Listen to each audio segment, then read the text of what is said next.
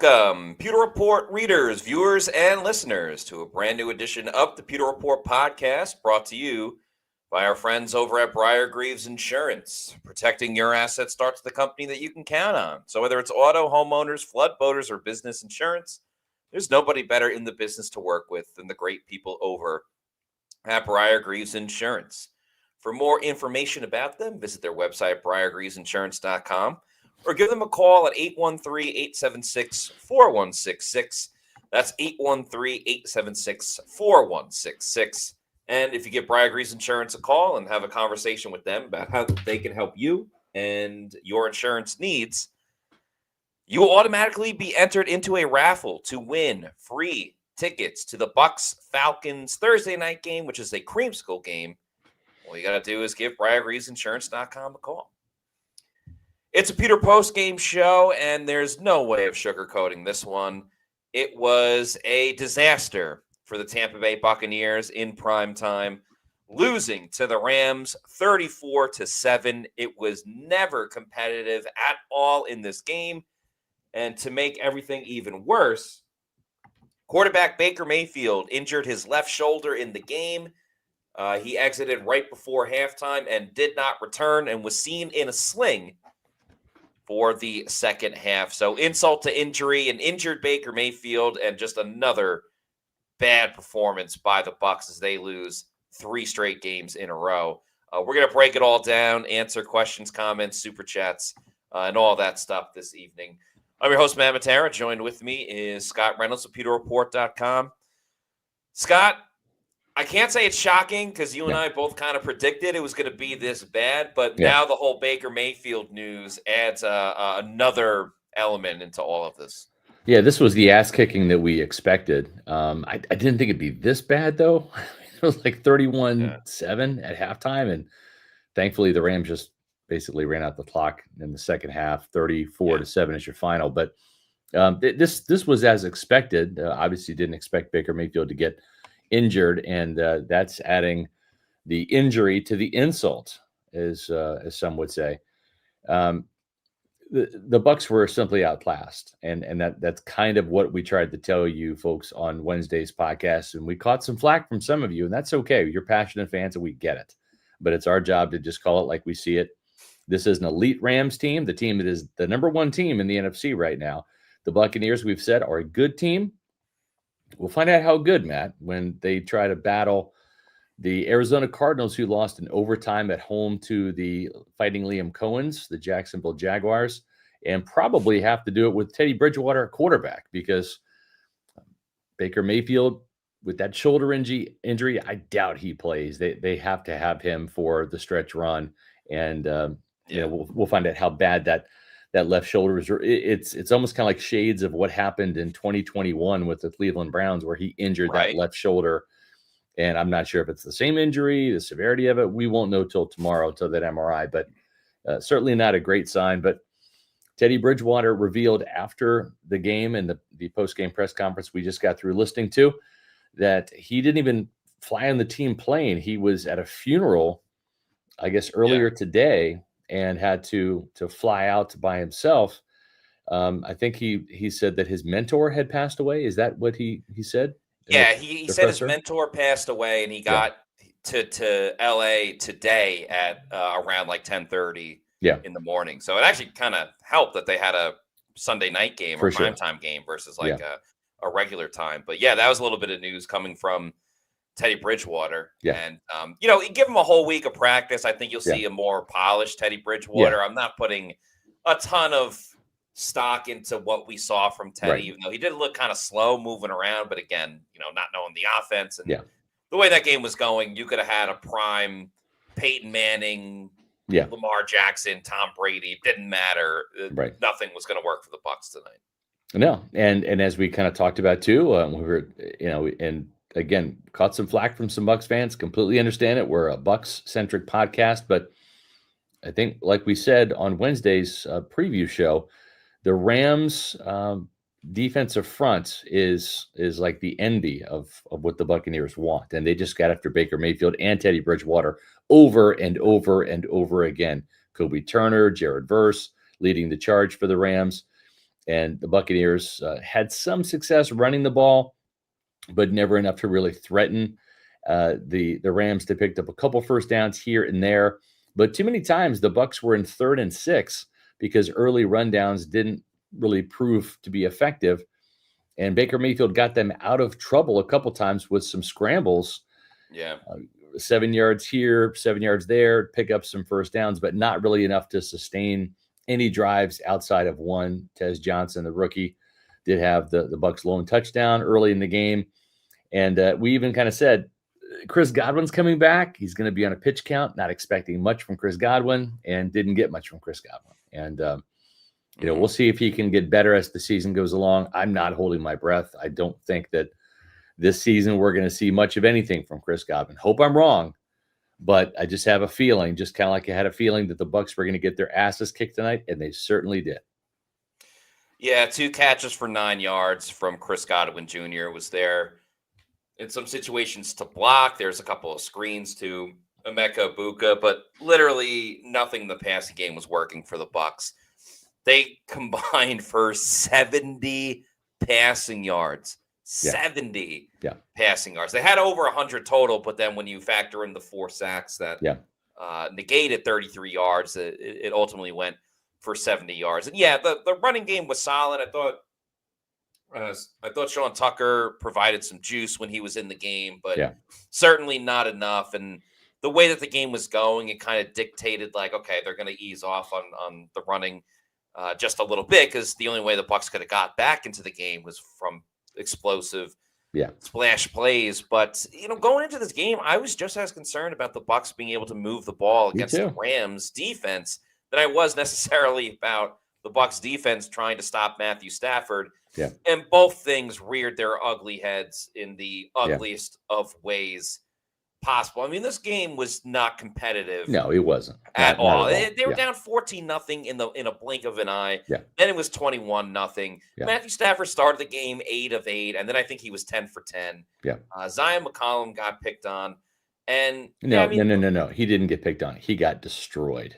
He got destroyed. He was.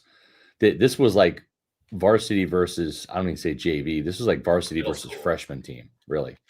And, Devontae Adams just schooled him. And I'll tell you what, we have to really look at this and be objective. It's like, Jason Light and the Bucs front office, I remember when they signed Zion during training camp right before the start of the season, start of the regular season, they signed him to that 3-year, $48 million deal, $16 million per average. And I just thought to myself, wow, man, you let Antoine Winfield Jr. play in that contract year, right? And he had an all-pro season, right? And I just thought this was like too early for Zion to get that contract. I mean, he's a good corner at times. This season he's having an awful year. Just I don't know if the money is getting to him, if he's just too comfortable, relaxed, whatever. He has just not made any plays to justify this. In this whole situation with making Jamel Dean take the pay cut and then giving that money to Zion, it has just been a role reversal. I mean, Jamel Dean has been the cornerback that you want to pay right now, but he's not going to re-sign with his team. He's gone. He is gone after this season. And he's going to be your best corner walking out the door. And he'll be 29 too, or 30, next year. So maybe, you don't want to invest money in an older corner, but you got Zion for a couple more seasons. And I mean, he just, honestly, friend of the program, love the guy, great guy, but the cornerback play has just been terrible from him. He has given up way more plays than he's made. Even Jacob Parrish, that's Puka Nacua, Pro Bowl cornerback or receiver versus a rookie corner. That's bound to happen, but just an absolute awful game from the Bucs defense tonight.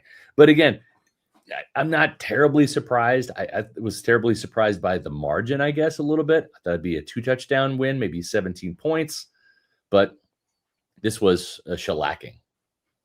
It was, and you have that picture on the screen there of Todd Bowles. I got some questions about Todd Bowles, too. I mean, first of all, what was it, the first drive? A 3rd and 18? They allowed a 3rd and 18 by the Rams to eventually go and score a touchdown. Two other things as well, separately, and this is coaching decisions. Yeah. Early in the third quarter, I get it. You're not playing well, but you got to stop defensively. Yeah. You were in your own territory, and they showed in the first half that they were willing to go for it in their own territory. Yeah. Well. On fourth down, didn't get it, and gave up a field goal. And I was fine with that. But then early third quarter, you get the stop on the Rams. You have the ball. You didn't get it on third down, so it's 4th and 1, and you decide to punt. Why are you punting on a 4th and 1 unless you're just waving the white flag already? That's what he was doing, and I'm okay with that. I mean, but it was so early in the third quarter. Like, I know, got to give a little bit of a fighting chance. And the other thing, and I was saying this on the game day show, and I was saying this before the play happened. Yeah, I don't mind the Bucs going for that Hail Mary. Yeah. At the end of the second quarter, because it was a 4th down. There's like 5 seconds to go. Right. But Baker clearly wasn't 100% with the shoulder. He injured throwing it.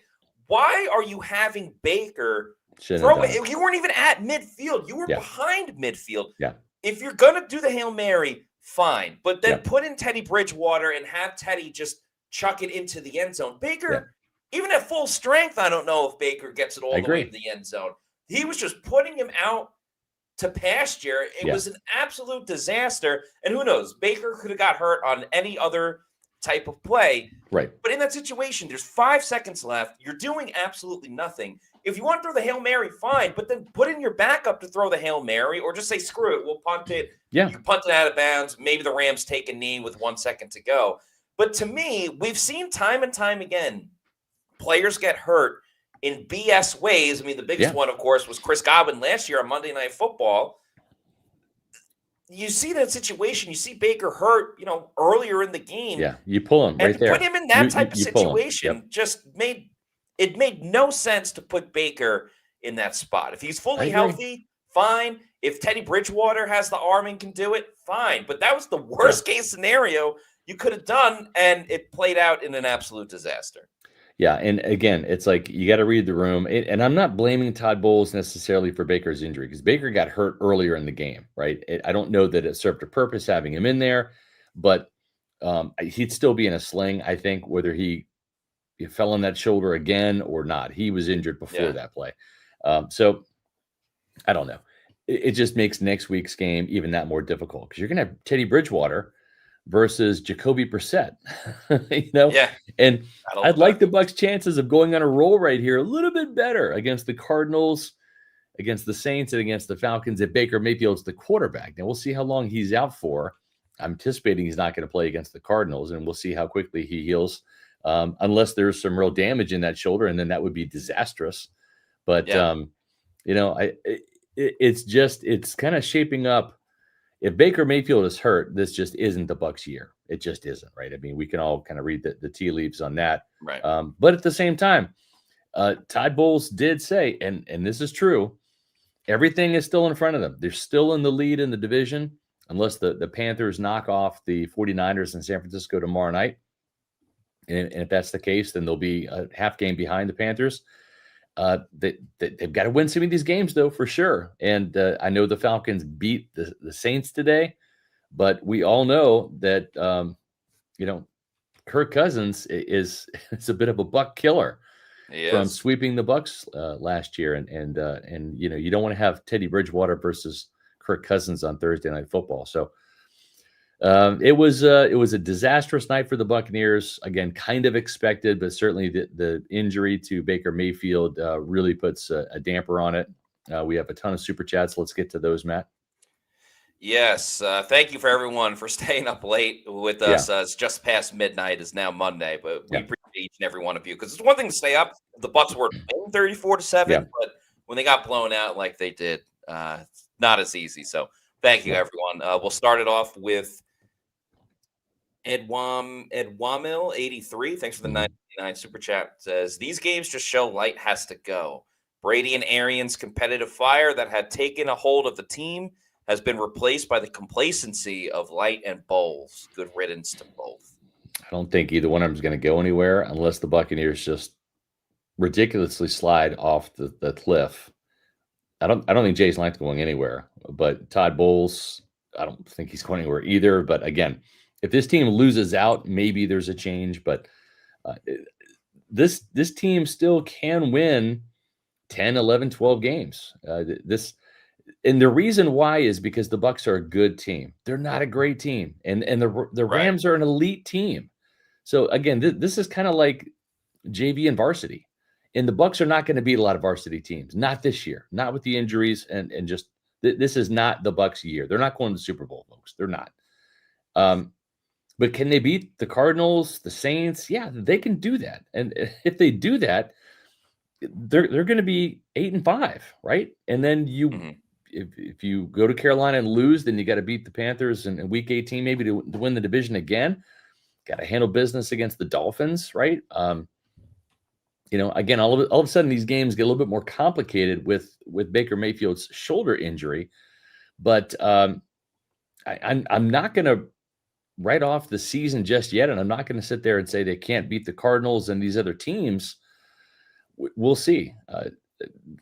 These games are going to be played at home. This has been a tough stretch here. These two games against really good opponents on the road, and they had their chances against the Patriots and let that slip away.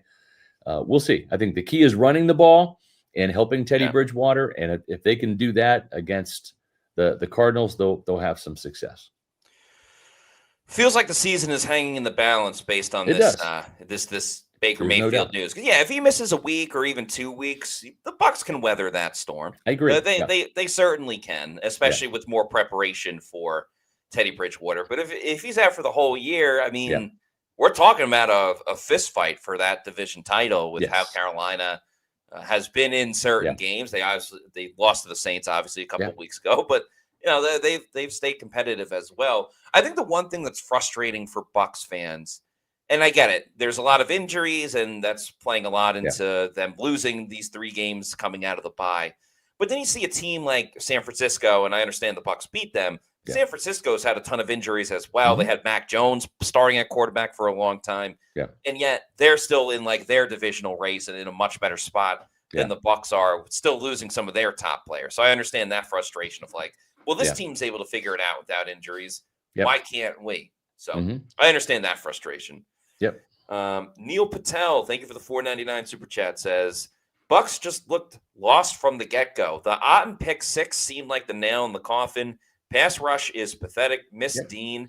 Baker back next week. Yeah, Cade on. What the heck, man? Hold on to the damn ball. There was nobody around him. And the fact that he doesn't wear gloves, everybody's get like, some gloves, man. Gloves? Seriously, get some gloves on, dude. Get some gloves. There was no defender within 3 yards of him until he started bobbling it. Yeah, he needs some gloves, man. I mean, the gloves these days are so sticky and tacky. You're not going to have these bobbles and stuff like this, and he's not going to have the ball ripped out of his hands, as has been the case twice now. Once against the Lions and once against the Rams. By defensive backs. It's embarrassing.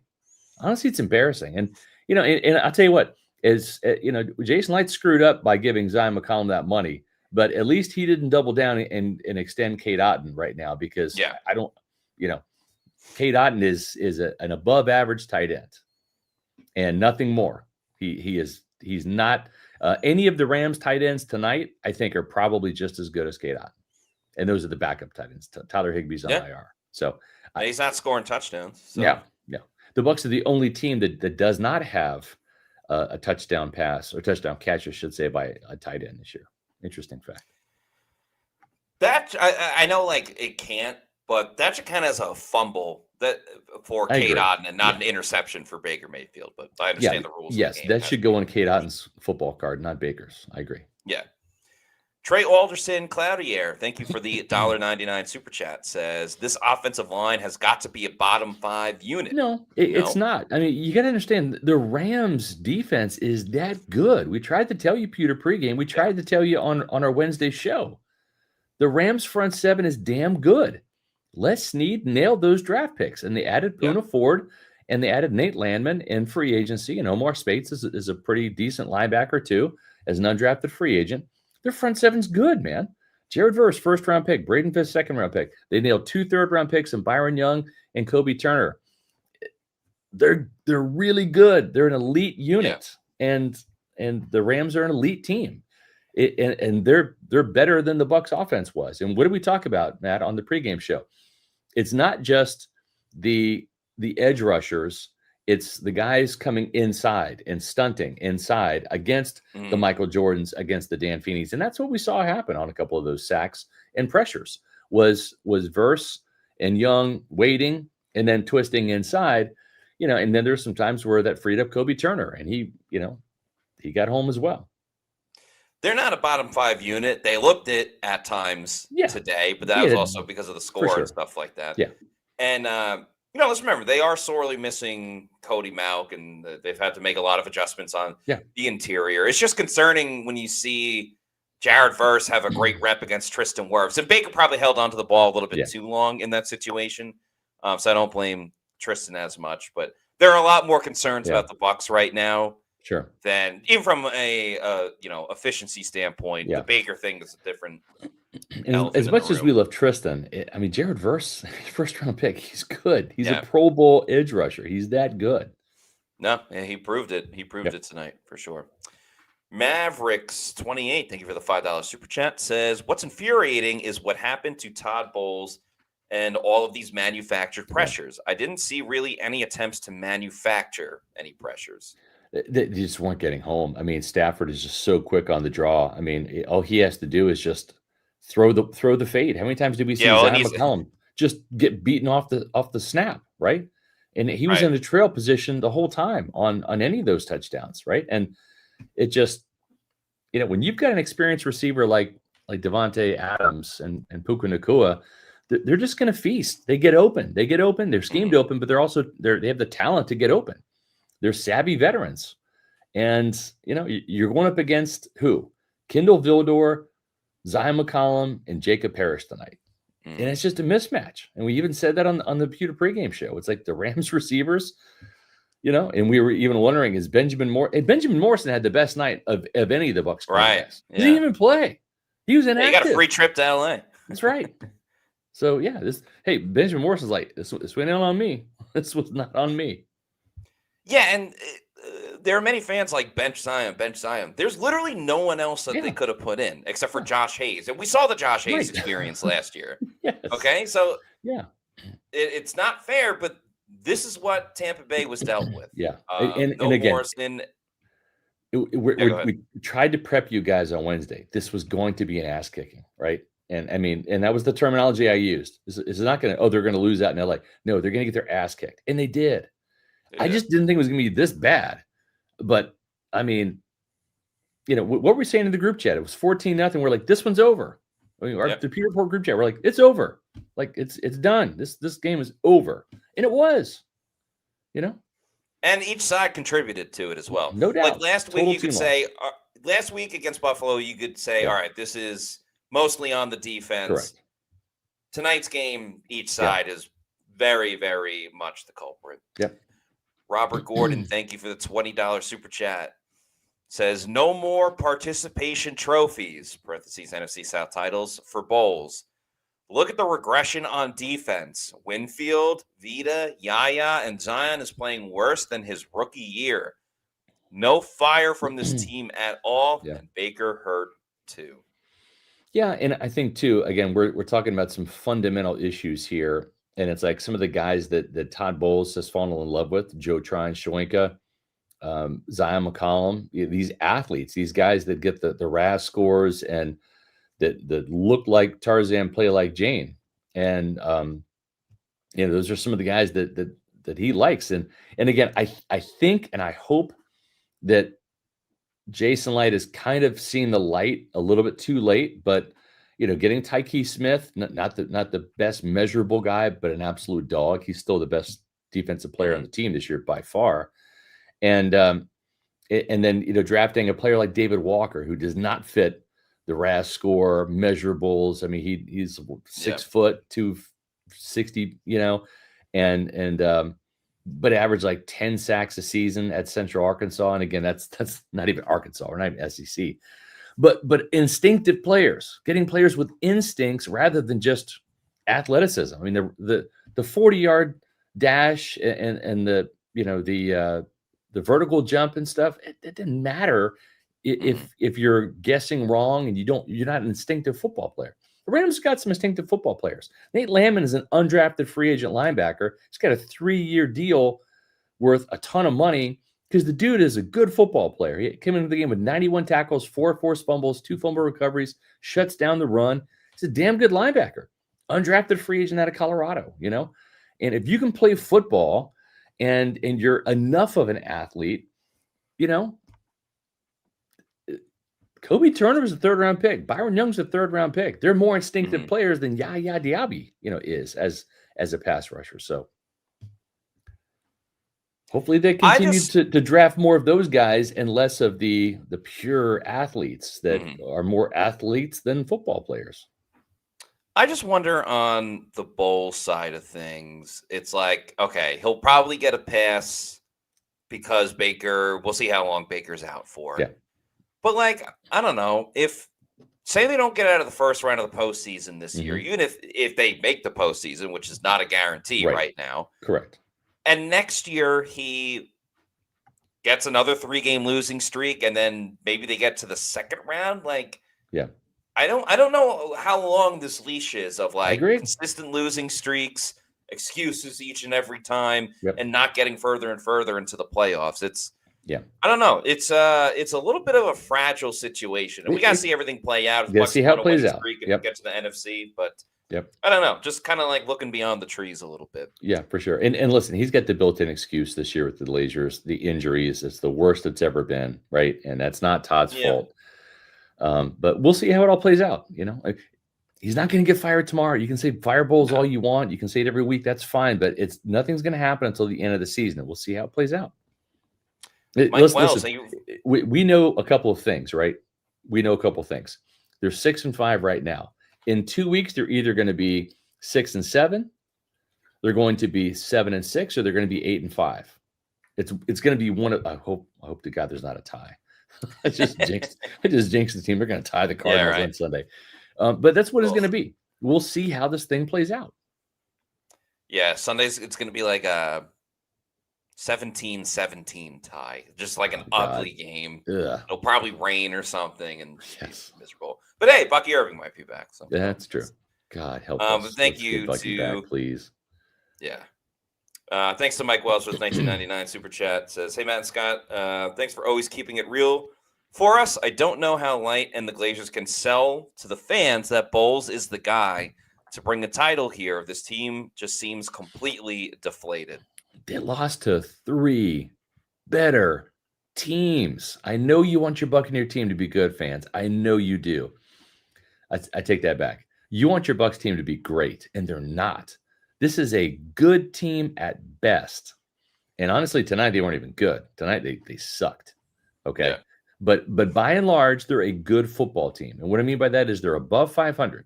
Is it going to be a 9-win team or a 10-win team? Or maybe just given how weak the schedule is, maybe they get 11 wins, right? I don't know.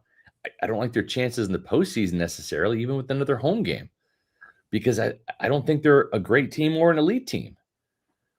But you want them to be something that they're not, certainly this year. And I'm not just trying to say lower your expectations, but lower your expectations, because otherwise you're going to be gravely disappointed like a lot of you are tonight. And I understand that. And you're embarrassed and you're disappointed. And I completely understand that. You have every right to those thoughts and feelings. But this was not a surprise to me. I knew just from doing my Ram study, Wednesday morning before the podcast and doing my SR's Pick 6, I'm like, man, they're going to get their ass kicked. And they did. So this question got posed during the Pewter Game Day show. I think it's very interesting. Mm-hmm. Are the Bucs closer to a rebuild or a Super Bowl championship? That's a great question. That's a great question. Because you look at who's around, who might not be around. Yeah. I'm not saying the Bucs should rebuild by any means. Yeah. I'm just saying if they can't, they kept it close against the Patriots. They certainly had a chance to win that game in the fourth quarter. It was very back and forth with the Bills over 7 lead changes. Yeah. But this game was non-competitive. And at the end of the day, you look at all the great teams they played, and they lost to all the great teams. It's close. It's interesting. I will say this now that I'm thinking about it for about 10 seconds. It's closer to a rebuild, but it's more like a revamp than a rebuild, right? Or It's not reload, like, as Bruce Arians would say. well, I don't even think it's reload. Maybe, I don't know. The barrels are kind of empty right now, but I think it's a revamp. In other words, you look at the front seven, it does need to be blown up and, and retooled, rehauled, whatever you want to say. Like Levante David, I think he's retiring at the end of this year, right? And even if he comes back, he's gonna be 36. He's not going to be any better than he is this year, right? Mm-hmm. And he's just not making plays this year, and that's understandable. He's 35,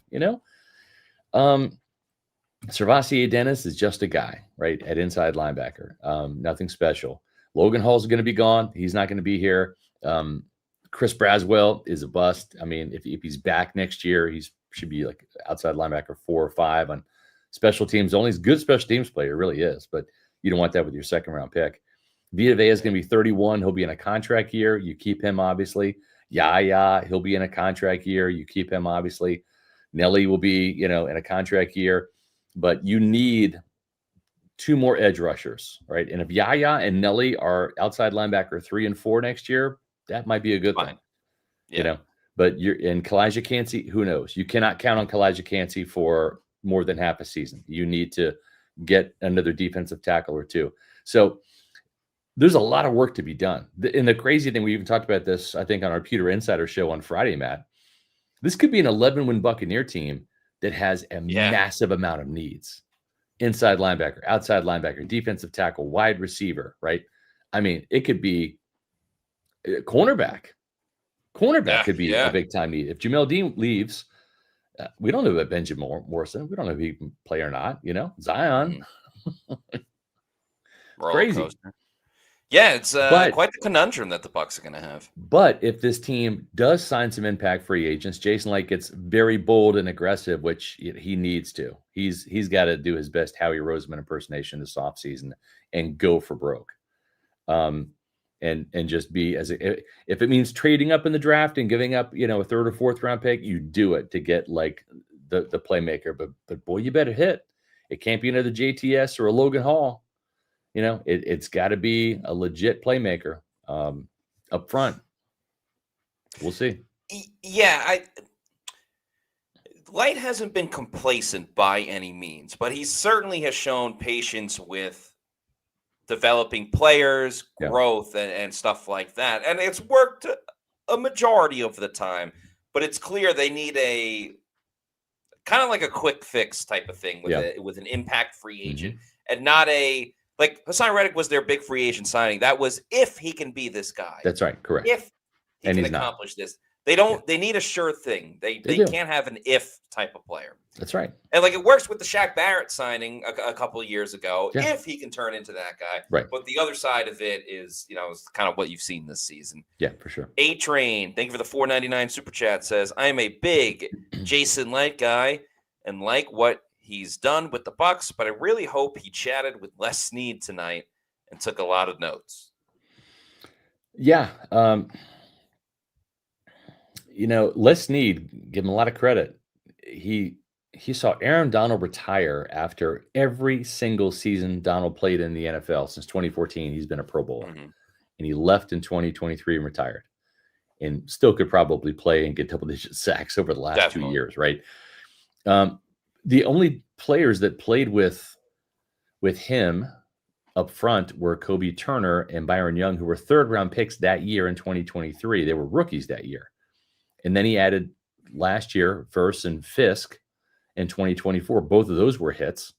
So he's hit on 4 draft picks, 3rd, 1st, and 2nd. Boom. And that's 4 guys out of your front 7 that he's hit on. Then you add Poona Ford, who's a stud nose tackle. He's been around the league. He's got a good reputation. Fits right in this 3-4 scheme. Has a very active nose up front. And then you get Nate Landman from the Falcons. And then Omar Spates has been okay as an LSU undrafted free agent. And there you go. It can happen quick.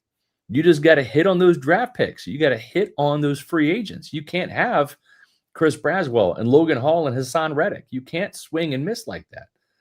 And then it comes down to evaluation of talent.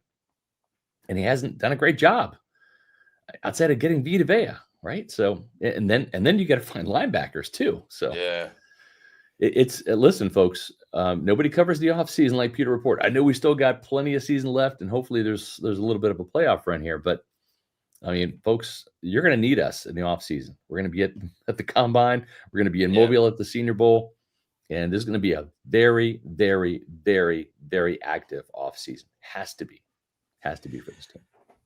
We talked a lot, and not even we, like Todd Bowles has talked a lot too about, self-scouting, improving himself as a head coach. I think Jason Licht kind of needs to do a little self-scouting this offseason and find out what needs to be improved for his talent evaluation. Mm-hmm. Kings are awful. Thank you for the $10 super chat. Says Bowles had many fireable offenses. One, keeping Mayfield in when he was clearly hurt. Didn't learn from Evans last year. Probably means Chris Godwin. Two, the unit has given up 100+ points in 3 games. Well, technically, it was a defensive touchdown tonight. His eureka moment is retirement. That's funny. That's why I was laughing. I wasn't laughing at Baker getting hurt. It's funny. The reason I was laughing is because I before this question was prompted, or the statement was prompted, I was wondering, I wonder what Todd Bowles' eureka moment really was, because we haven't seen it yet.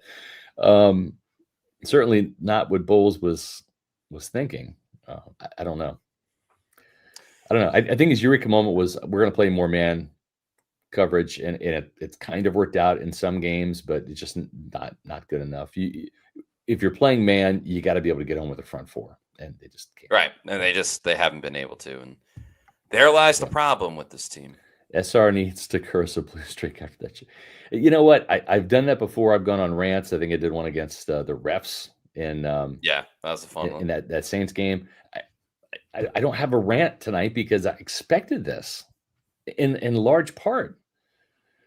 And we've been trying to tell you, this is a good Buccaneer team, and we'll find out how good over the next couple of games, because these are winnable games at home. And if you can't win these, look out, right? But you should be able to win these. And we've seen the 49ers, to Matt's point, they won with Mac Jones. Okay, well, this isn't Kyle Trask time. Boy, the Traskaholics, you were so close. You were so close to getting Kyle Trask under center in Tampa Bay, and it just didn't happen. But it's probably going to be Teddy Bridgewater time now, and we'll see what happens. We'll see, if this team has it in them at home to beat a couple of bad teams. And if they don't, then the Buccaneers aren't a good team. Then you can say they're a bad team, because then this season's sliding away as they slide down the rankings. And they may benefit from playing in the NFC South. I mean, as competitive as the Panthers can be, they can also lose to anyone in this league. So they do still have their ticket of winning the NFC South, even if the Bucs do slip in certain ways. Kings are awful. Thank you for this $2 super chat. Says, really should have kept Cohen and fired Bowles. We'll see how it plays out. Yeah.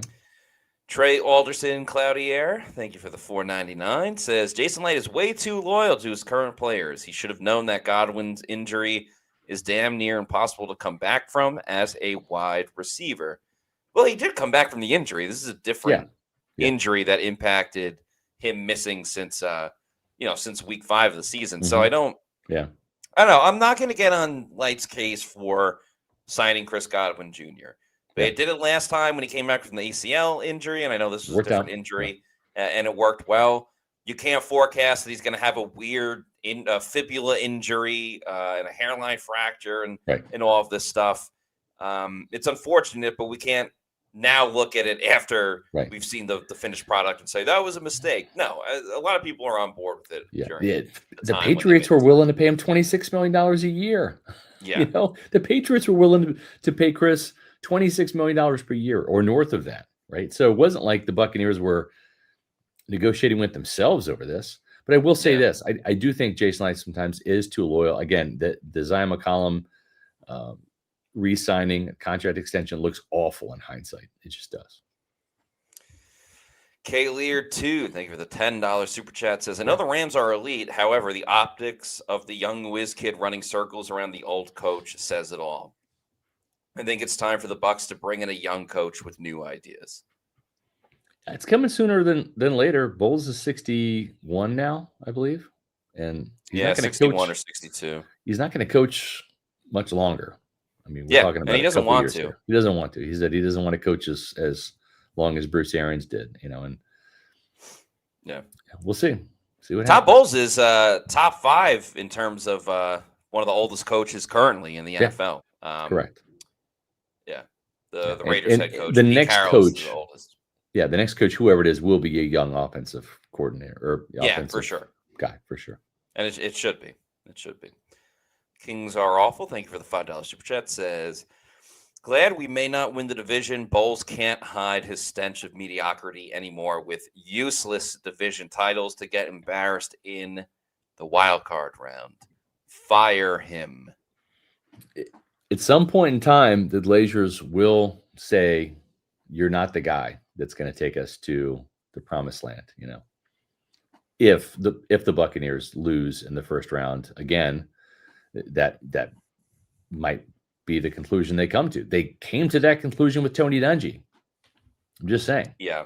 So at the same time, though, keep in mind, even though there is that bit of history, we have to remember they also got a very quick trigger finger when it came to John Gruden, and they fired him after a 9-3 season and after a massive contract extension for both he and general manager Bruce Allen. Fired Gruden after a 9-3 start, turned into a 9-7 finish, and they missed the playoffs. And then that kicked off a decade of darkness for this team.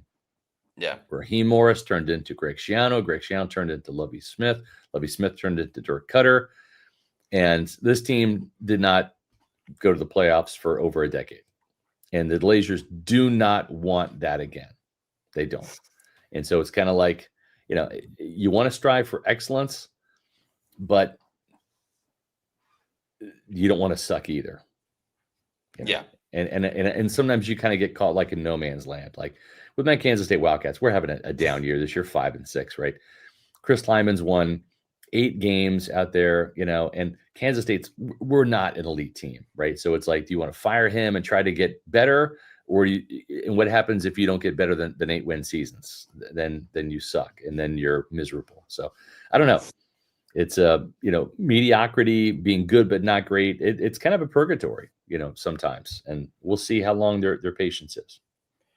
Yeah, I think with some teams and situations, if you have a losing year, I think some coaches have deserve the right to see how you bounce back and kind of pick up the pieces. And I think Bowles is in that category. I'm not calling for him to get fired. I do kind of think, though, if we see, again, if the hypothetical of like if they make the playoffs but get bounced in the first round and then that happens again next season or they only get to the second round, well, then I think there does need to be a serious conversation if you have another coach in mind that you say, okay, this guy can take us to the next level. Dungy to Gruden was a very rare occasion type of thing. So I don't know. We'll see. Yeah. And that's the other thing too. You want to fire Todd Bowles. Okay, who do you want to replace him? Because if you don't have the replacement, then it doesn't matter. Trey Alderson, Cloudy Air, thank you for the $4.99. Says Zion has zero football instincts. Caught with his hips turned around on a 3rd and 18. How does he not know Puka is going to cut at the first down marker? How do the Bucs keep allowing these 3rd and very longs every single week? It's downright pathetic. You can't get off the field on a 3rd and 18 after you finally got a sack for the first time in over a game. It's absolutely ridiculous. I don't care if it's on Bowles, if it's on Zion. It needs to be corrected. You can't pride yourself on being a defensive team with a defensive head coach and give up plays on 3rd and 18. I don't care if it was Matthew Stafford and Puka Nacua. It's 3rd and 18. I agree. Get off the field. I just wonder too if Todd Bowles stays for 2026, which I believe he will, again, unless they lose out, right? Unless the bottom just falls out of this team. But I just wonder if whether it's Jason Light or the Glazers or both or whoever, if they don't mandate some changes on the coaching staff, right? We saw that a little bit, right? We saw Larry Foote go to outside linebackers coach, and we saw Charlie Strong come in and replace Casey Rogers, who left. He wasn't fired, but then George Edwards kind of get demoted. But at the same time, I just wonder, Kevin Ross, he's getting up there. Nick Rapone's getting up there. I wonder if they need some younger voices. And I remember an elder statesman, Monty Kiffin, bringing in a couple of young Bucs and Joe Barry and Mike Tomlin. And those guys brought some energy to the defense. And it was rough a little bit in 2001, but then I don't know, the Buccaneers had 31 interceptions in 2002. I think Mike Tomlin was a pretty good defensive backs coach, So I wouldn't mind seeing some new young blood in this coaching staff for sure, on the defensive side especially. Yeah, they already have it on the offensive side with Josh Grissard. Yep. Garrett Lemon, thank you for the $4.99 super chat, says Todd Bowles has no energy. I'd honestly rather watch paint dry. He hires the worst coaches and is too buddy with the players. I mean, Bowles has been very open, even on this show, about why he coaches the way he does, being level-headed. If he's level-headed, players won't panic because they see him freaking out. I do feel, though, sometimes, there are times it feels like the Bucs aren't, up and ready to go at the beginning of the game. Like sometimes you need a spark, you need some fire, some energy, and I don't know when Todd Bowles can push that button, but like it never feels like, oh my goodness, the Bucs are like rip roaring, ready to go. They come firing out of the gates and stuff like that. I think sometimes you need that little pump up speech before the game or something to rally around in the game. Yeah, and I don't know, Bowles isn't going to provide that. Is it on the players to do it? Baker certainly is that rah-rah guy, but I don't know.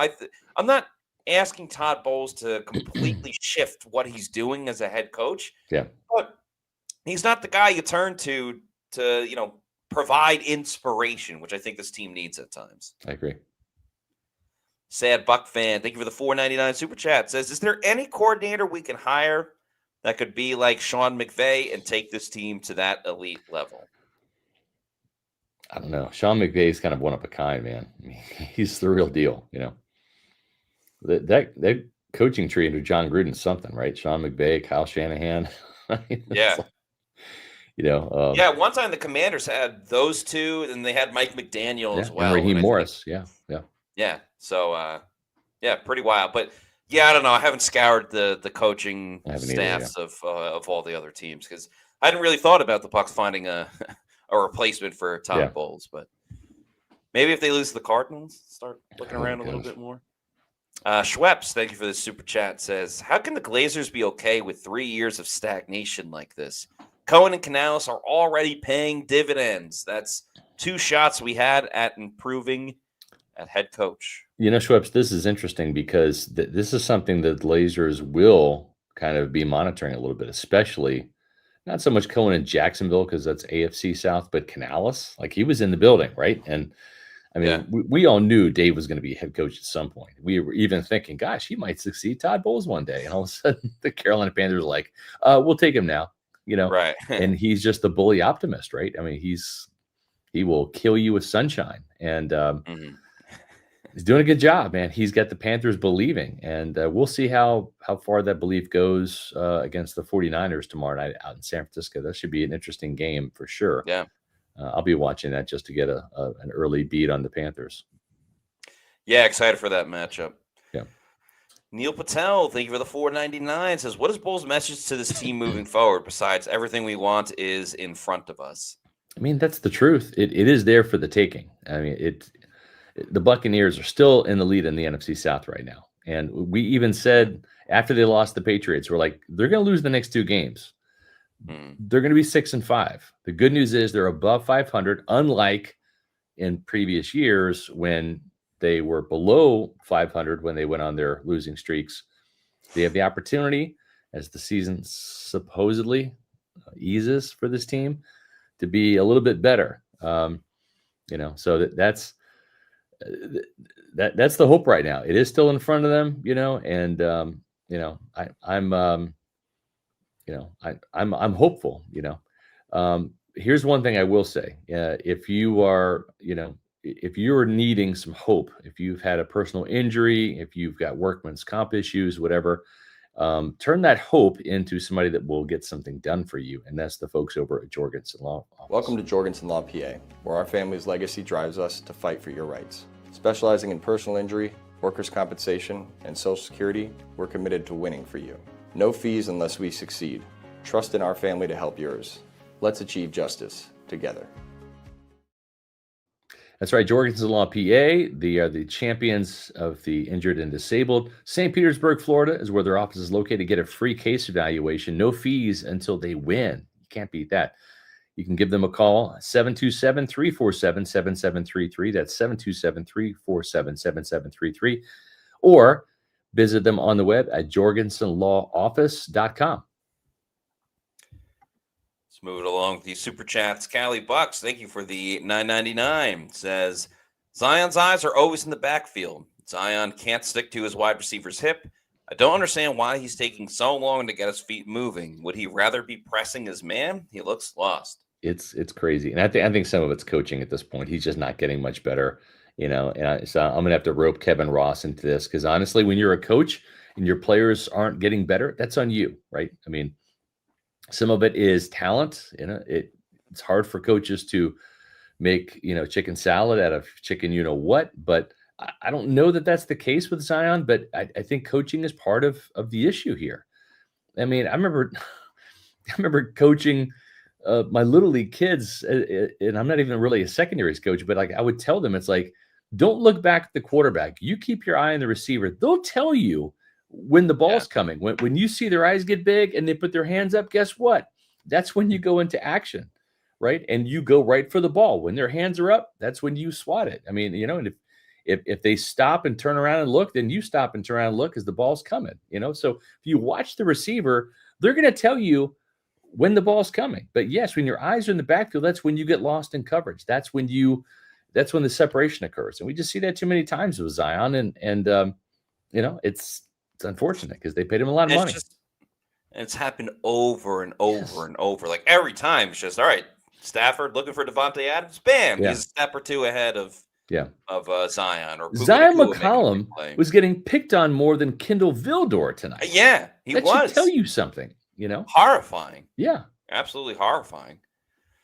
Going to Mediocrity Incarnate. Thank you for this $20 super chat. Says, I understand there were things about Cohen that made the Bucs front office leery of axing Bowles in favor of Cohen last year, but Cohen was able to generate elite offense that could win his division in year one. Are the Bucs having regrets?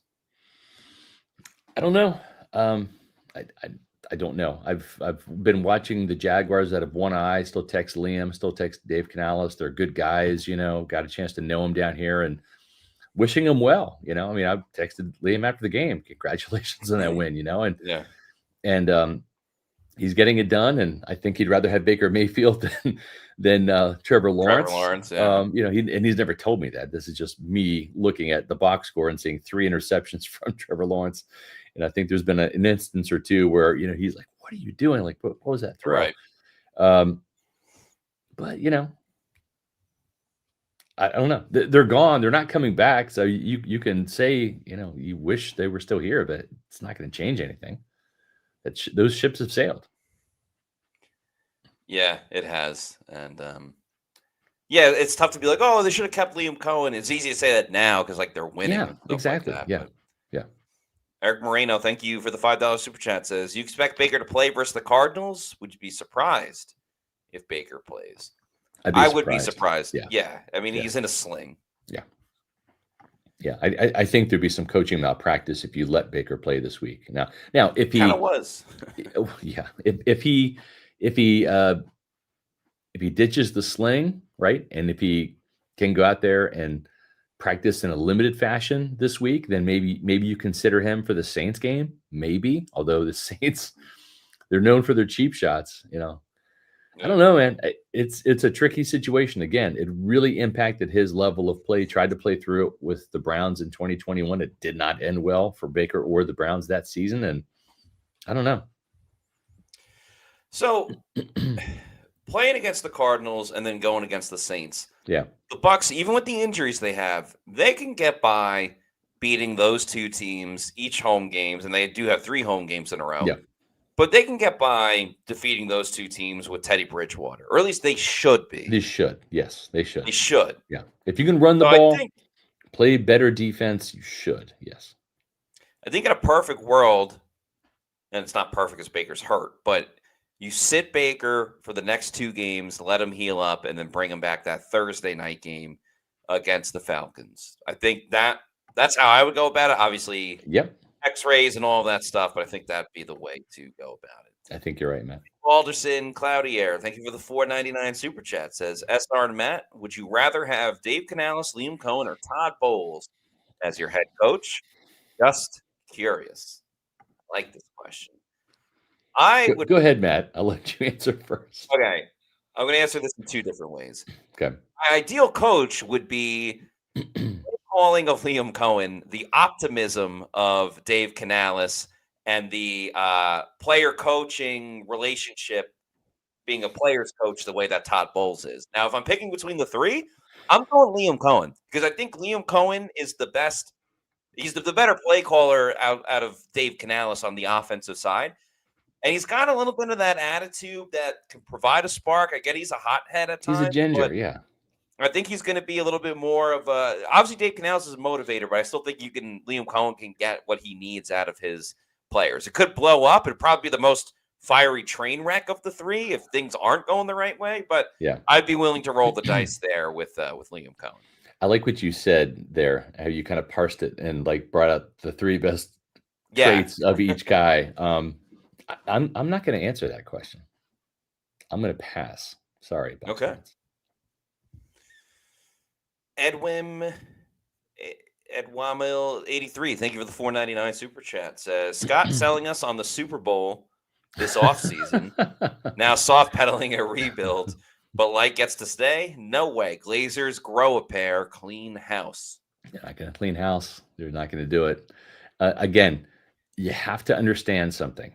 This team went through Raheem Morris and Greg Schiano and Lovie Smith, and it went from worst to worst to worst. And then Dirk Cutter, there's like a couple of bright spots, because Todd Monken was calling plays, for some of those games. I just don't think the Blazers have the appetite to make the wrong decision at head coach and go from good to bad, or whatever you want to call it, average to worse, or however you see Todd Bowles. If you think he's bad, then they don't want to go from bad to worse. So there's not going to be any house cleaning. The only way that happens is if Bowles just decides to up and retire after this year, or if the bottom falls out in the season. That's the only way, I think. And Jason Lyon's not going anywhere. He'll have a chance to course correct. Correct. And I think he's about a year late from realizing some of these mistakes. I think the Chris Braswell mistake was kind of like the nail in the coffin. I think he's cycling through some of the trash that he's had to kind of cycle through. Some of the missed picks, the Chris Braswells, the Logan Halls, the Joe Tryon-Schwinkas, and I'm hoping he's getting those picks out of his system. Garrett Lemon with the $9.99 super chat. Thank you all very much for your super chats. Yeah. And thanks everybody for tuning in tonight. I mean, we're going to go obviously over an hour here, but just thank you for, it's almost 1 o'clock Eastern. 1 in the morning. Yeah, we're here for you guys, and trying to mix in, some optimism because the season's not over yet, as well as some realism and some pessimism about this team. We're trying to cover all the bases here, because when you're 6-5 coming off these losses that they have, it's all 3. You can be optimistic and you're not wrong. You can be pessimistic and you're not wrong. And then there's a dose of realism, which is, where is this team right now? Well, they're injured. You just lost your quarterback for at least a week, and you're 6-5, but you're not playing the Eagles next week. You're not playing the Broncos next week. You're not playing the Chiefs, right? These are some winnable games here coming up. Should be. So Garrett Lehman says, Bowl, and thank you for the super chat, says, Bowls need to be gone yesterday, but wish in one hand, shit in the other, and see which one fills up first. Light sucks too. Drafting Braswell was ... a choice. I knew this game was a blowout. Yeah. I won a lot of money tonight. I hate to say it. Me too. Yeah. I won a ton of money. That's why. Listen to the shows, hear us, and you can be rich too. Yeah. Jeffy Vahanic, thanks for the $4.99 super chat, says, SR, I know you said we should get younger last offseason with position coaches. Yep. Do we force Bowles to doing it this offseason? Yes. Yes. They should. They should. Yeah. I mean, again, 3 games in a row, over 100 points. I know technically it wasn't all on the defense because of the pick 6 and special teams shoddiness, but defense isn't looking good. And adjustments need to be made. Agreed. Austin Korn, thank you for the $1.99 super chat, says, what's the ceiling for a Todd Bowles coach team? I don't know. I'm going to play a little bit of fantasy football here right now. And I don't know if having any of these players would have mattered tonight because I think the Rams are like the class of the NFC. I think they're better than the Eagles. If they played the Eagles tomorrow and they play 10 games, I'd say the Rams win at least 6. That's how they're playing right now. Having said that, the fantasy football is this. What if you had Cody Malk and Ben Bredesen and Bucky Irving and Mike Evans and not even Chris? Like, let's just say Chris is back and healthy, but like he's not like last year's Chris or whatever. But he's just Chris, just like, a guy that got there and pick up 5 yards on a 3rd and 4 like you did tonight. But you have Emeka and you have Tez, right? And, just on the offensive side, right? And let's say Baker didn't get hurt. Where is this team? Are they at 7 wins right now? Are they at 8 wins? And again, not saying would they have beaten the Rams tonight, but maybe they beat the Patriots, right? Maybe, maybe they don't lose to the Eagles. Maybe because they beat the Eagles for the second half. They just didn't beat them in the first half.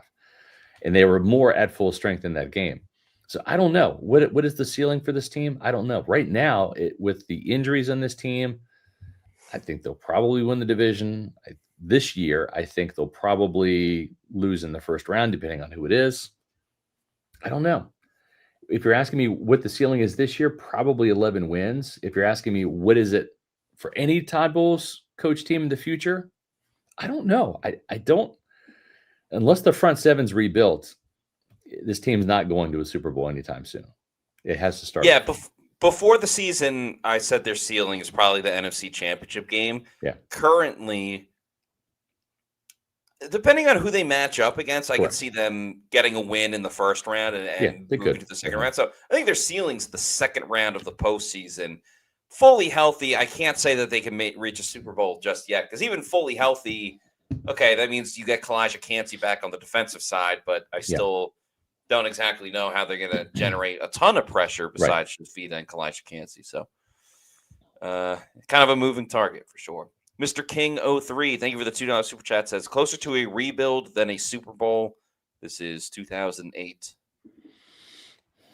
Again, I kind of what I said earlier. I think it's more of a revamp than it is a rebuild. In other words, you're not going to blow this thing up and trade away players for draft picks and stuff, but you got to overhaul it. You need to, like, again, Logan Hall's not going to be back, right? Probably need to cut Chris Braswell. I just don't see it with this guy. This is Noah Spence, and actually Noah Spence was better, if I'm being honest, than Chris Braswell. So it just, you're going to have to look at this team and just say, good or not good enough. And if you're not good enough, like, gone. Like, don't even occupy a roster spot. Like, revamp this roster, get aggressive, spend money, even if you got to borrow into next year and go into a little bit of salary cap credit card. You got to do it, and you got to hit on your draft picks, and you got to sign the right free agents. It's got to be the right players, and you can do it. Look at the Commanders last year. I mean, the Commanders this year were an old team, and they got injured, but I mean, Dan Quinn rebuilt. He took a really bad Commanders team, and in 1 year with the right quarterback and the right free agent signings, they got all the way to the NFC Championship game last year. It can be done. It can be done. Yeah. Eric Moreno, thank you for the $2 super chat. Says Jordan Love played with an AC joint sprain. Yeah, I don't want to speculate on like what exactly is going to be Baker's injury and the severity of it. Maybe he can play through it. Maybe it's better if he sits out. But I'd be very surprised if he ends up playing. Yeah, I agree. On next Sunday against the Cardinals. Yeah. Geist 85, thank you for the $2 super chat. Says time to tank for better draft picks. LOL. I have a feeling you're joking because they still have a chance to win the division. Yeah. Garrett Lehman, thanks for the 1999 super chat. Says this defense is more wide open than my ex-girlfriend. Okay. We got jokes here at the all right 1 a.m. section of the podcast. Yeah. But thank you for the $20 super chat. Yeah. Geist 85, thanks for the $2 super chat. Says any chance Gruden actually comes back? He didn't really want to answer that when he was on the Pewter Report podcast 2 weeks ago. I kind of asked him if he'd ever had some conversations with the Blazers, and he respectfully declined. It's interesting. I think there was a time when maybe they were flirting with him, if I'm being honest. I think after Dirk, they were entertaining that possibility. But then it's like, you had 10 years. Matt, let me ask you, do you want to come back and maybe continue your legacy in Tampa Bay, or maybe tarnish it, right? If you don't live up to the hype, if it doesn't work out. Yeah. Or do you want to go back to the Raiders and, I don't know, make $10 million a year for the next 10 years on a guaranteed contract? Yeah. And you're living in Vegas. And yeah. I want to see Gruden coach again. Yeah. If he wants to keep coaching, but yeah. I don't know. He's got a good gig right now at Barstool. The people that are fans of Barstool, myself included, really enjoy what he's been doing. He's involved in a lot of different things. I don't know exactly what he's making, but I think he's getting paid pretty well. He's got a good gig there. I mean, he did as the Monday Night Football commentator as well, which I think sometimes we kind of forget because it was so long ago. But I don't know. I think the guaranteed money would probably be nice in Vegas. Yeah. Sarah, do you have to pay to get a voice? No, you're actually in the chat. I think Matt and I, we read a lot of these comments. We can't get to them all because we do have a rule. That rule is if you super chat us, you cut to the front of the line. That's just how it is. And we have a ton of super chats, and that's just how it is. So you don't have to pay, but we put up our super chats because they're the ones that do. And then if we have time, we'll get to some other comments, or if you say something pretty spectacular or something, we'll mix those in as well. But that's just kind of how we've run the show, and I think it's worked out pretty well. And we definitely appreciate the support too from everybody. Of course. But again, for the super chatters, if you're paying your hard-earned money, you're going to get your comment or your question read. That's the rules. Go. Thank you for the $1.99 super chat. Says, stop blaming coaches and look at the sad players. They need some more talent. For sure. They do. Yeah. Got to hit on more draft picks, especially in the front seven. The way they played tonight makes a lot of Bucs fans sad. Yeah. Kings are awful. Thanks for the $2 super chat. Says, so SR basically says he's okay with mediocrity. No, I'm not okay with mediocrity at all. But I'm just telling you, I have to look at this from a journalistic standpoint and say, I can tell you what my opinion is and what I would do. But I'm also kind of like charged with the responsibility of saying, what do I think the Blazers are going to do? And I don't think they're going to do anything this year. I think the excuses are already built in with this team, the inordinate amount of injuries. It's been unfortunate, right? Those injuries are not Todd Bowles' fault, right? So I think Todd Bowles will get a pass this year, but he might have to make some changes to his coaching staff, right? And Jason Light too, he's not off the hook. I mean, we've seen. Here's the thing: Jason Light has drafted starters, but he has not drafted enough stars, right? I mean, simply put, I mean, Cade Otton's a starter, right? But he's not a star by any means. No. I don't think he should be re-signed. And if it is, it's like a 1-year deal, and Josh Capo likes Cade Otton, and he'll probably, want to kill me. He said he's willing to fight everyone. Correct. That isn't a Cade Otton fan. Yeah. But I mean, how much do I want to sink into Cade Otton? $10, $12 million a year? I don't think he's worth it. No, I just don't. No, not at all. No. So if he wants to come back for 4 years or something, okay, fine. 5, 6, 7, all right, maybe. But 1-year deal. I mean, he hasn't shown me much. Yeah, this it would year have at to all. be. If it's a team-friendly deal, yeah, sure, bring Yeah. Cade Otton back. But yeah, I mean, he shouldn't be making anything that's $10 million related or whatever exactly. the case may be. Yeah. Realtor David Zessman, thank you for this $2 super chat. Says, if there is one thing that made me relieved watching tonight's game, it's knowing that Jason Light did not sign elite free agents past offseason so we could secure a $48 million contract to secure Zion McCollum. Yeah. Bad signing. And thankfully he didn't sign Cade Otton too. Yeah, it's just odd because it's so out of the norm of what he's done for way more accomplished players. Yeah. Like Carlton Davis back in the day, Mike Evans, Chris Godwin Jr. Yeah, they won Super Bowls, right? I mean, yeah, but Zion is like, no, you're the guy that we're gonna get ahead of. So even Antoine Winfield Jr. he had a Pro Bowl before he got snubbed for the Pro Bowl during his contract year, but at least he was an All-Pro. Yeah, I agree. It was, in hindsight, not a good signing.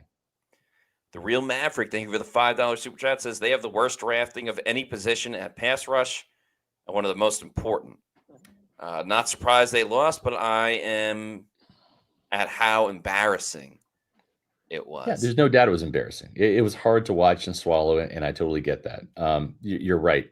When it comes to the pass rush, listen, like I've told Jason this before. I said, don't you draft another quarterback, okay? Because whether it's you or Mark Dominic or Bruce Allen or Rich McKay no general manager has drafted a quarterback worth a damn in this franchise. Seriously. Yeah. And, for whatever reason, 50 years of the Buccaneers, right? And the only quarterbacks, in my opinion, really worth a damn, are the ones that have won the divisions. And apologies to Doug Williams, but Brad Johnson, free agent, won a Super Bowl. Brian Griese came in, helped win a division title in 2005. Jeff Garcia came in 2007, won a division title.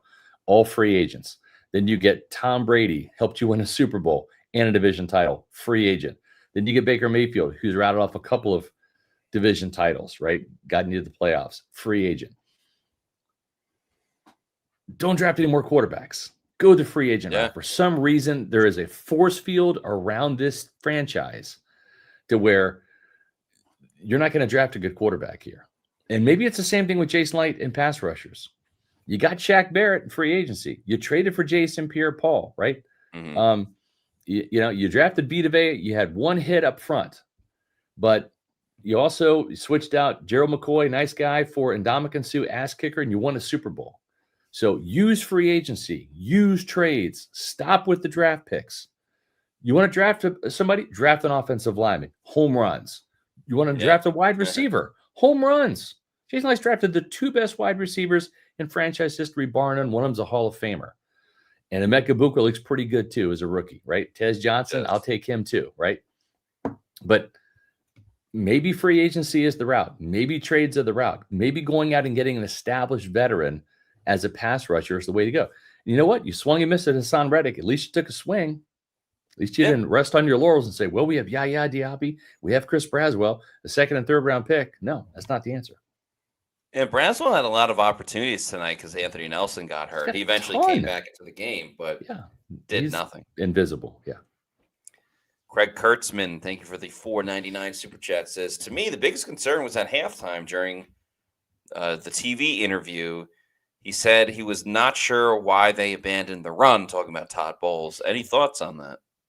Yeah, I mean, it's nitpicking, if I'm being honest. I mean, Todd's got to say something. I don't know.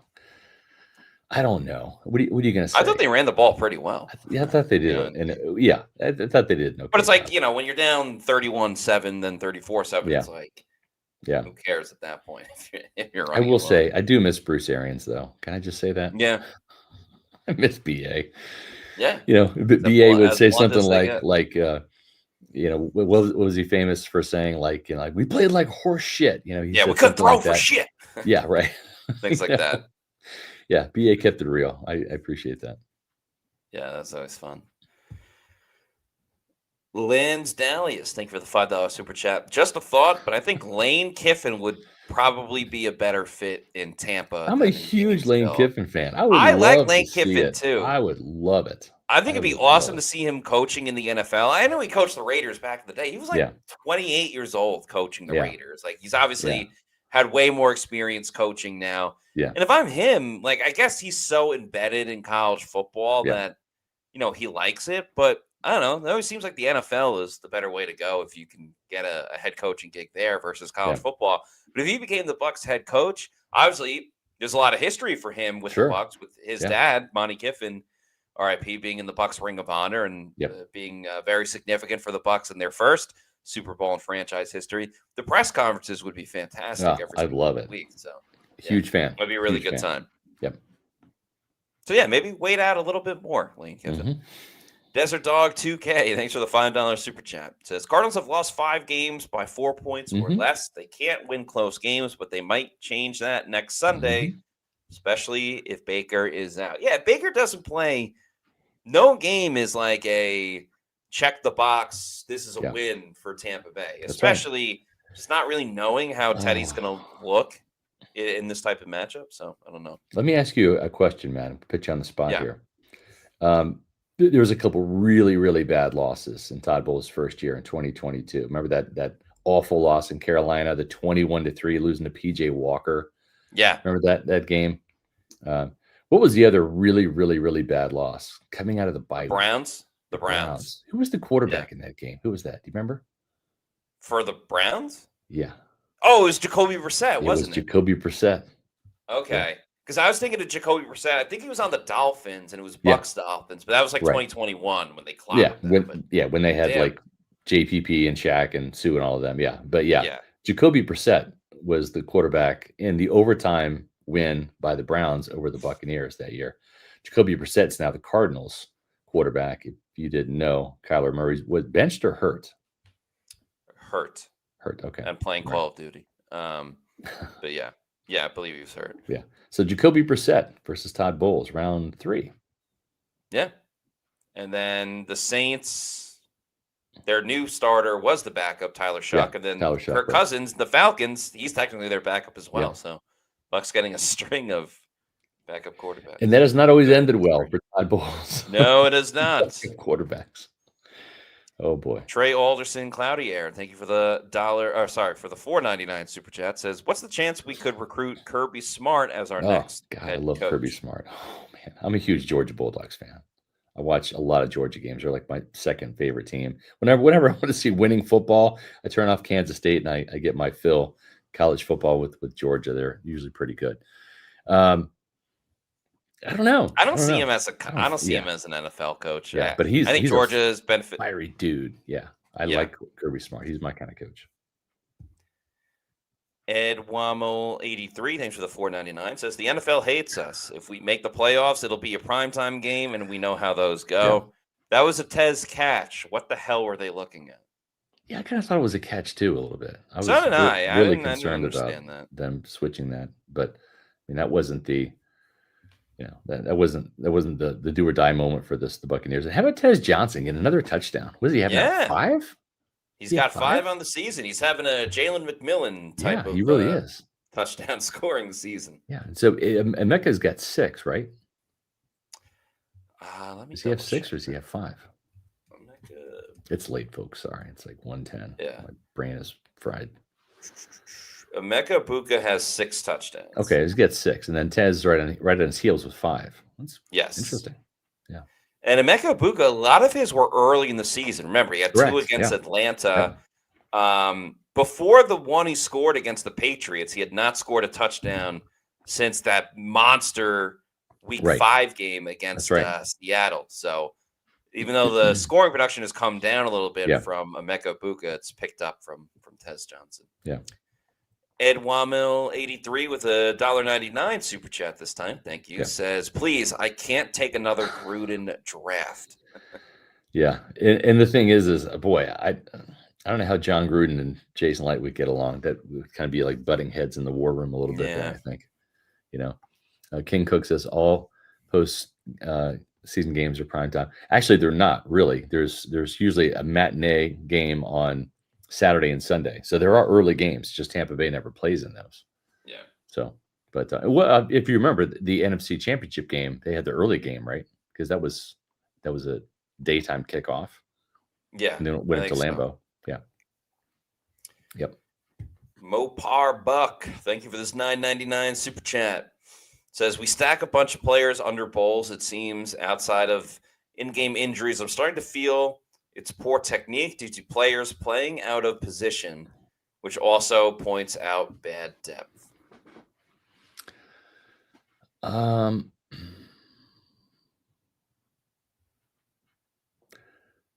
Yeah, again, let's see how they play against some lesser teams. Because again, the Buccaneers are not an elite team. They're a good team at best, and they're maybe an average team, really, or maybe they're below average. We're going to find out. But they did not have a chance. If the Bucs, let me ask you, Matt, before I answer my own question, if the Bucs played the Rams 10 times, like in a hypothetical simulation, how many times did the Rams beat the Bucs out of 10? We're talking about like this current team with Mike Hurt and stuff like that. Yes, I'm saying tonight's Bucs versus tonight's Rams. You play that out 10 times, and how many times do the Bucs win? I think maybe the Bucs win 3 out of 10 times. Things got to bounce their way. I would say they would win 1, and that would be if they got all the breaks and all the bounces and stuff. I think this Bucs team tonight did not have a chance of winning in LA. And everyone's saying this 10, 9 out of 10. So yeah. That's funny. Yeah, I agree. Mopar Buck with another $9.99 super chat. Thank you very much. Says, Light is doing exactly what was about to get him fired before Tom Brady showed up. It looks like Light is getting way too much credit for the players in free agency that wanted to play with Brady and BA in 2020. That's not really true, though. I mean, I appreciate you, Mopar. That it really isn't true. Who wanted to play with Tom Brady? Antonio Brown and Leonard Fournette, those two guys. Okay. I mean, if that's what you think, then. But I mean, Jason Pierre-Paul was already here. Shaq Barrett was already here. Ndamukong Suh was already here. They drafted Tristan Wirfs. Tristan didn't have a choice, right? They drafted Winfield in 2020. He didn't have a choice. So, I mean, when you say all these players wanted to play for Brady, they signed Antonio Brown, what, Matt, in mid-October? Late October? Yeah, something like that. Okay, halfway through the season, they added Antonio Brown. And then they signed Leonard Fournette. And the Gronk was big too. Yeah, true, right. But like Leonard Fournette was signed, and John Spytek loved Leonard Fournette. He loved him more than Tom Brady did. So it wasn't even really a matter of that. So I mean, you can think that if you want, but that's just not really rooted in reality. I mean, Jason Light built a team that Tom Brady wanted to play for. That's the fact. He built the offensive line that Brady wanted to play behind, and he had Mike and Chris that he wanted to throw the ball to. And then he added AB and Gronk, but it's like without Mike and Chris and without that offensive line, Brady doesn't come to Tampa. Yeah, it's like the roster that Jason Light built was the convincing point in recruiting Tom Brady. Yeah. And a lot of the other players that signed with this team, like outside of like Gronk and AB, who were main contributors, it was all guys that like they were already past their prime in their careers, like LaShawn McCoy and Le'Veon Bell and like Richard Sherman when he was here for a couple of weeks. They all wanted to play with Tom, but it was more they weren't going to be immediate contributors to the group. Yeah. Aaron Chef, thank you for the $4.99 super chat. Says Light covets the picks, but doesn't he realize he can find an impact pass rusher like he did in Jason Pierre-Paul? Like, I don't understand over hoarding the picks. Well, I think this year's a bit of a comeuppance, right? When you see the players not panning out like you would hope them to, I think it's going to open up Jason Light's eyes. I think it already has. But at the same time, I mean, those trades don't come along very often, right? I mean, the Micah Parsons deal, there's not a Micah Parsons every year out there to trade for, right? And Jason Pierre-Paul, he fleeced David Gettleman, fleeced him for a 3rd round pick for Jason Pierre-Paul. I mean, that was highway robbery. So again, that was more, I don't say it was luck, but it kind of was. I mean, it was very opportunistic. Let's put it that way. You can't count on that. You can't count on, we'll just trade for a guy in the offseason. Well, who are you going to trade for? Who are the other teams competing and raising the price tag up for the trade? It's just great pass rushers don't grow on trees, and typically teams don't let them go. And it's hard to find them. Dom Mazza with a $1.99 super chat. Dom Mazza, thank you so much. Last one tonight. Any good news to take away from 6-5? Yeah, they don't play another team with a winning record till Carolina. Yeah. That's it. I would say specifically for this game, as brutal as it was, I'd say they still ran the football well, which I thought was good. Tez Johnson scored another touchdown. Yep. That's good. A positive. And I would say, like, Tyke Smith is still playing at a high level. As bad as the whole defense was, like, he got the first pass breakup of the game, to force the first incompletion. And I think he's really going to be a special player. Yeah. I mean, you just did my Bucs bright side. It's going to be the shortest Bucs bright side I've done this year so far. Maybe 2 minutes, maybe 3. We'll see. I'll see how snide and crass I can be in my Bucs bright side. Prissy Face says, does anyone know why JPP hasn't been signed to any other team? Because he's like 33 or 34, and most good pass rushers fall off like at 31, 32. They typically, that's the year, except for a handful of elite guys that I saw it with Sapp, saw it with JPP, not Sapp, Simeon, JPP, and Shaq. 31, 32, their bodies give out, they lose a step, they're just not that guy anymore. And we're seeing that with Hassan Reddick. He's not that guy, Sarah, got you on here. You had a good comment. Zion has been producing, but no one even sees him unless it's bad. Love Tezzy. Be such a sweet, talented boy. Can't wait to see him develop. Yeah. Tez is good. I don't think Zion has been producing, but I loved your Tezzy comment. So that's why you're on here. So yeah, I agree. I think Tez Johnson is fun to watch. And I think he's only going to get better. And we'll see. I don't think he's not a number 1. He's not number 2, but I think he could be a really good number 3 receiver for this team for years to come. Yeah, he's a great complimentary piece, super entertaining on the mic and stuff like that. So I hope he's contributing to the Bucs for all of his career. Yeah. Dom Mazza with another super chat. This is a $4.99. Yeah. Thank you so much. Says, okay, I lied. This is the last one for real. LOL. W Matt. W Scott. Thank you. In the chat. WU fans, because even though your team lost tonight, you didn't lose because you guys are passionate. It's 1:19 Eastern time, and you're still going strong. We still have over 1,000 people in here. So thank you all so much. Y'all really turned out. You love your team. You love Pewter Report. We love you. It's been more fun talking to you than watching this game right tonight. Yes, we can all agree with that. One last comment here from Steven Stansfield. R.A.P. Trey Hendrickson stuck in Cincinnati. Yeah, see, that's the thing. They're not going to trade Trey Hendrickson. They can't now because he's in the contract year. They're going to franchise him because he'll be 31 next year. I think he turns 31 in December. So they're going to franchise him, and they're going to keep franchising him until he's just done.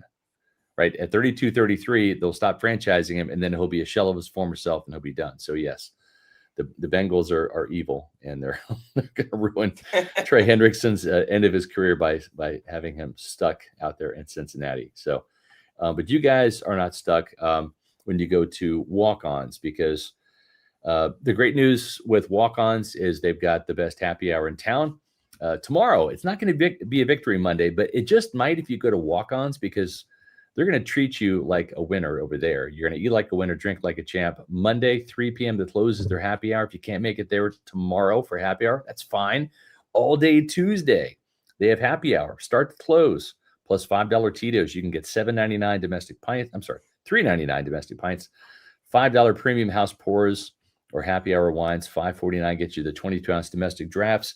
$4 for the hush puppies or the onion rings. $7 for the boom boom shrimp, the half waffle cheese fries, or as Ashley and I love them, the spinach and artichoke dip. $8 for the boneless wings or the cheeseburger sliders. Fantastic meals. You can also have them catered for takeout. Walk-Ons Catering can serve up the wins. Take your event to the next level. Their new catering program is here. We can order directly online at catering.walkons.com or on their app. 3 Tampa Bay area locations: Wesley Chapel, Midtown Tampa, and Lakeland. That's right. Check out Walk-Ons. Watch the Panthers tomorrow night. Do some scouting. Yep. You'll be rooting for them to lose. So. For sure. Just a couple of programming notes here. We're going to have our podcast this week on Monday, which we typically do. And then we'll have a podcast on Wednesday, which would be our preview podcast for the Cardinals game.